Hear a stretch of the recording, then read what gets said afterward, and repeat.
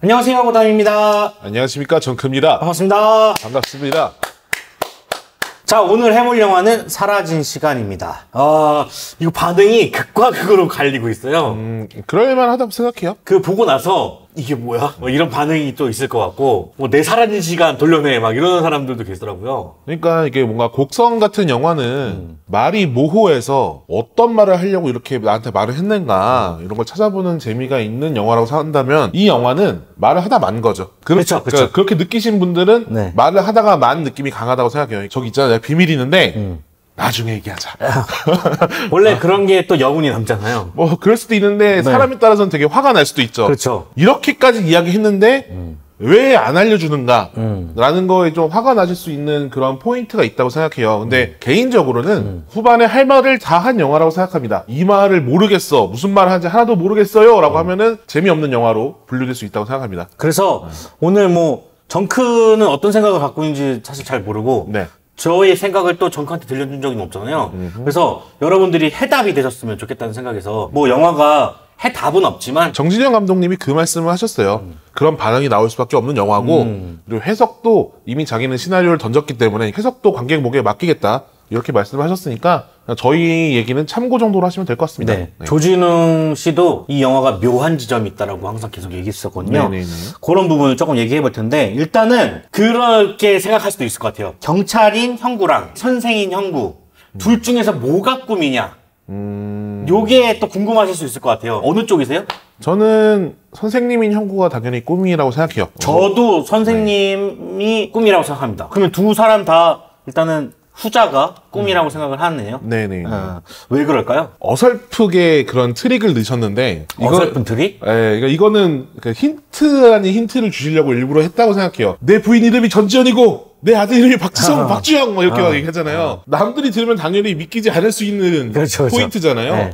대사적으로 이미 어느 정도 이 사람이 말하고 있는 것들이 현실과 혼동될 수 있는 혼동될 수 있는 그런 장치로 그냥 이렇게 가볍게 넣으셨던 부분들이라고 생각하고. 미안한데 난 단순해가지고 그거 넘어갔거든요. 네. 장난친 건데 전 놀아놨던 거고 생각해보니 그러네? 이런 생각 했었거든요. 그리고 전반적으로 앞에 이제 형구가 형사일 때 부분들에서 보여지는 연기들을 보면은 내가 이 사람에게서 인식하고 있는 바를 명확하게 보여주고 있다고 생각해요. 되게 어떻게 보면 노골적으로.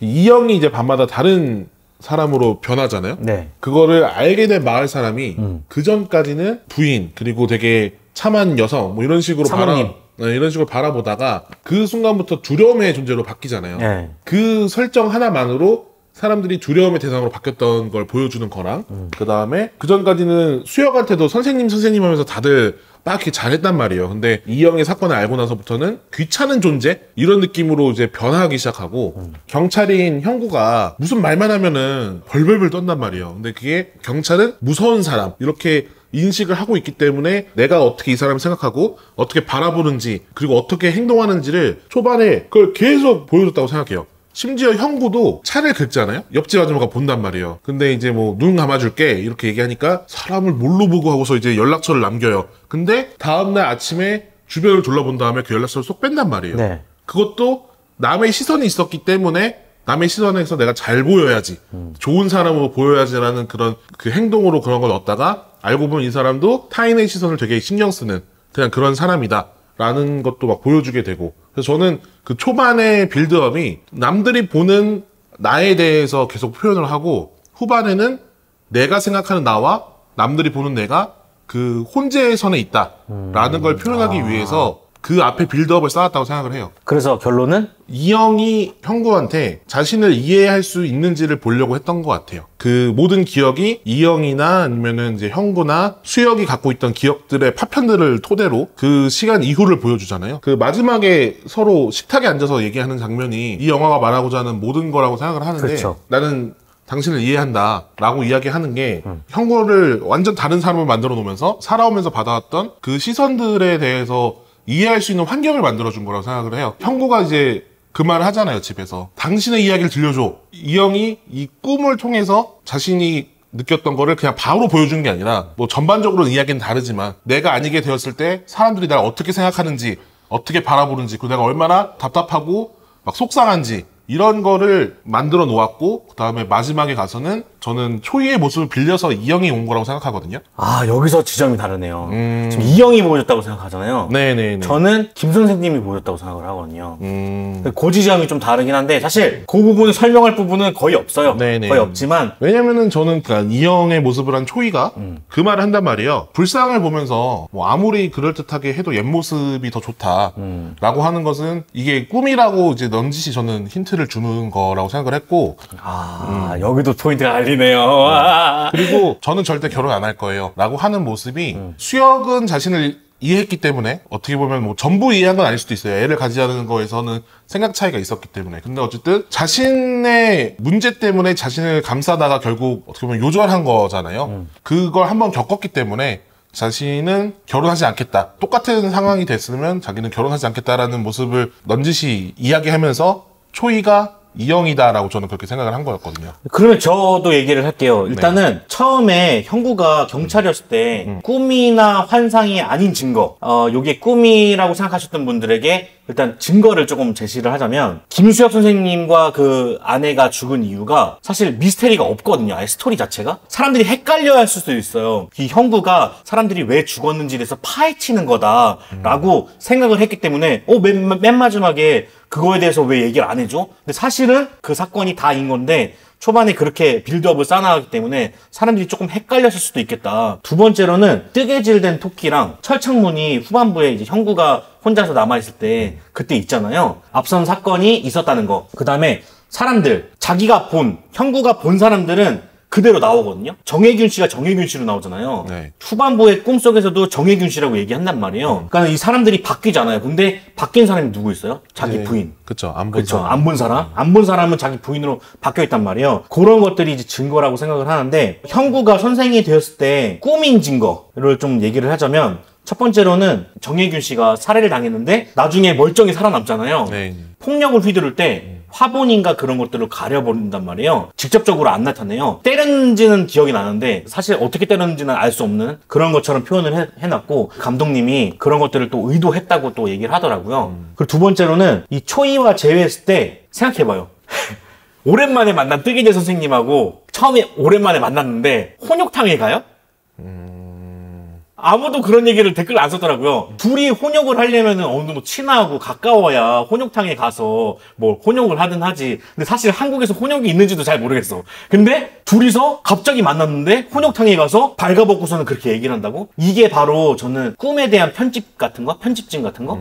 그런 것들이 일어났다고 생각을 하거든요. 또 이런 편집적인 문제가 아까 미경. 경찰서장의 부인을 보지 못했는데 그 부인을 만약에 알았다면은 그 사람으로 보였을 텐데 모르기 때문에 자기 와이프를 투영시킨 거라고 생각하거든요. 저 얼마 전에 제 아내가 꿈을 꿨는데 저랑 같이 있었대요. 근데 그 옆에 반려동물이 있었는데 고양이가 있었대.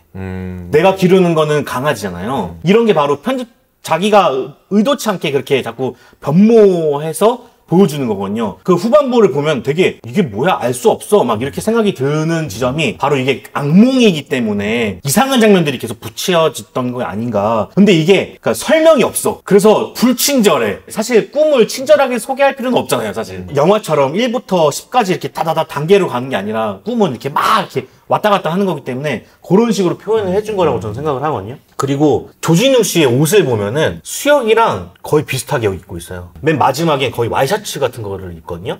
그런 부분이 수혁이 입은 옷이랑 되게 비슷해요. 제가 여기서 이제 하나 지점이 수역으로 들어가서 본 거다. 그러니까 둘 다 죽었지만 빙의 같은 걸 해서 봤다고 생각해요. 왜냐면은 직업 자체가 한 명은 경찰이고 한 명은 선생님이잖아요. 네. 근데 이 두 사람이 어떻게 보면은 한 명은 파헤치는 사람이고 한 명은 어떻게 설득하고 이해시키려는 어떤 위로를 주려는 그런 선생님 역할이란 말이에요. 그때 아까 정크가 했던 지점 있잖아요. 그 이해하려고 했고 그 사람을 이해했다. 그 지점이 아마 교사로서 이렇게 보여주는 모습이 아니었나. 그래서 저는 수혁이라고 생각을 한 거죠. 근데 저는 좀 다른 게 뭐냐면 저는 애초에 형구라는 사람이 남을 이해할 수 없는 사람이라고 생각했어요. 그래서 이 형이 계속 꿈을 통해서 그러한 과정을 겪었다고 생각해요. 저도 그렇게 생각해요. 네. 근데 그 뭐냐면은 경찰이라는 사람은 객관적으로 시선을 바라보는 사람이잖아요. 근데 그런 사람이 아니었던 거라고 그러니까 생각하죠. 객관적하고 그 사람을 이해하는 이해도는 좀 다르다고 생각하거든요. 저는 그냥 형구가 처음에 수사할 때도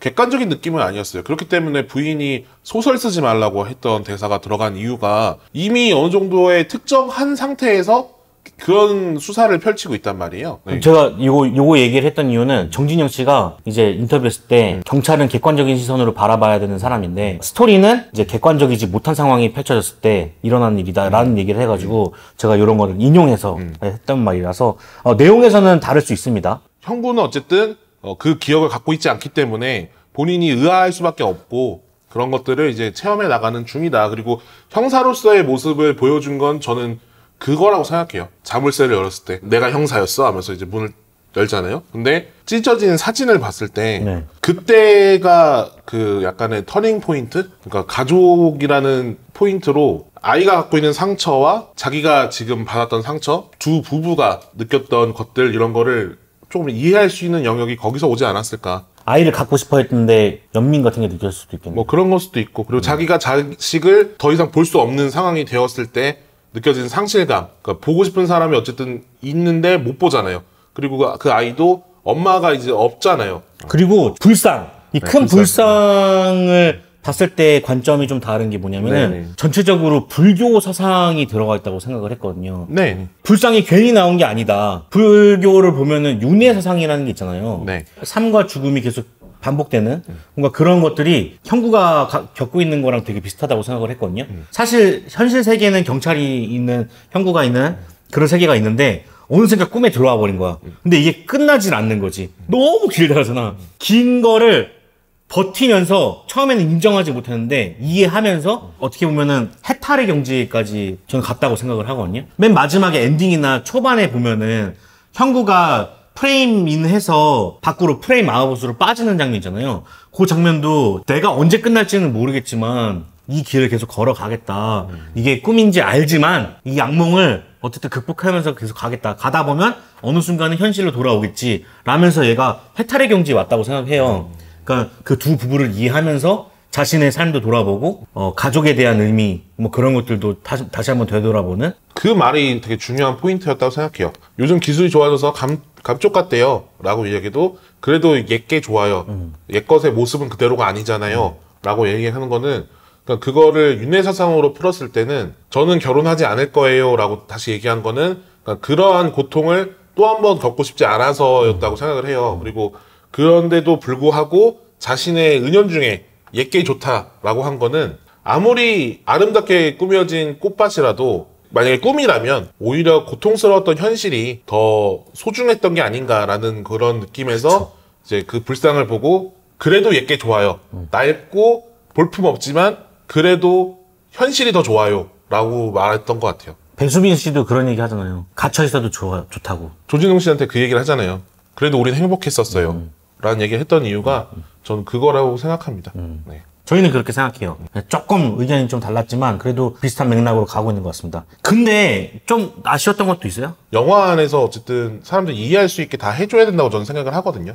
물론 그렇지 않은 영화들 중에서도 명작이라고 불리는 건 많지만 관객들이 조금 더 체감할 수 있게 해주는 영화가 더 좋은 영화라고 생각해요. 그러니까 지금 계속 호불호가 갈린다는 건 어쨌든 대중성은 좀 없을 수도 있다는 얘기거든요. 그러니까 이게 어떻게 보면 좀 실험적인 영화거든요? 네. 실험적인 영화인데 전 중간에 막 개그 포인트도 있고 그래가지고 조진웅 씨도 연기도 있으니까 상업적인 성격을 또 띠기도 하더라고요. 어떻게 보면은 실험적인 영화를 어떻게 대중적으로 보일 수 있다고 생각했는데 어렵긴 어려운 것 같아요. 네. 막 엄청난 대중성이나 흥행을 바라고 만든 건 아니었고 그냥 생각의 흐름대로 그냥 만들어낸 시나리오인데 자신이 보여줄 수 있는 대로 최적화돼서 보여준 거라고 생각해요. 근데 다만 아직 관객들이 그걸 받아들이기에는 좀 어렵다. 조금 대중적이거나 쉽지는 않았다. 맞아요. 아까 말한 것처럼 말하다 좀 만 느낌이 강하다. 그래서 어떤 사람들은 이게 2편이 나와야 될 것 같다.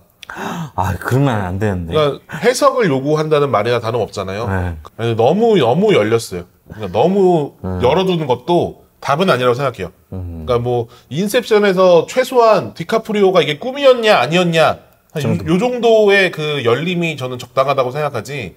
이거는 너무 크게 열어둬서 사람들이 어디로 나가야 맞는 거지? 라는 그 혼란에 빠질 수 있는 뭐 그런 영화였기 때문에 조금 안 좋은 평가가 나오는 거라고 생각합니다. 아 근데 진짜 웃긴 게 뭐냐면은 정크가 지금 인셉션 얘기했잖아요. 네. 근데 저도 그러니까 이 영화 보면서 인셉션이 생각났어요. 인셉션을 영화에서 하고 나서 딱 영화관에 불이 딱 켜지면 자기가 인셉션 당한 그런 느낌을 당하잖아요. 근데 여기도 영화 내내 정체성에 대해서 계속 탐구를 해요. 결국에 딱 끝나고 나면은 그 관객들도 나도 그런 건가? 막 이런 생각하게 되거든요. 전 그래서 어떻게 보면은 좀 서툴지만 되게 비슷한 맥락의 어떤 좋은 영화였다고 생각이 들어가지고 되게 놀라웠어요. 어떻게 보면 첫 영화신데 다음 영화 더 기다려지는 그런 느낌? 네, 그런 느낌을 많이 받았습니다. 여러분들은 어떠셨는지 모르겠네요.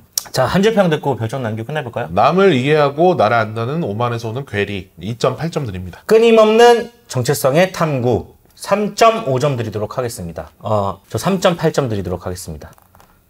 3.7점 드리도록 하겠습니다. 뭐 자꾸 왔다 갔다 해. 제가 안 적어가지고 지금 헷갈렸는데 3.7점이 맞는 것 같습니다. 혹시 해답이 되셨기를 바랍니다. 해답이 필요하신 분들에게는. 자, 그럼 저희는 다음에 또 찾아뵙도록 하겠습니다. 저는 고담이었고요. 정크였습니다. 그럼 안녕히 계세요.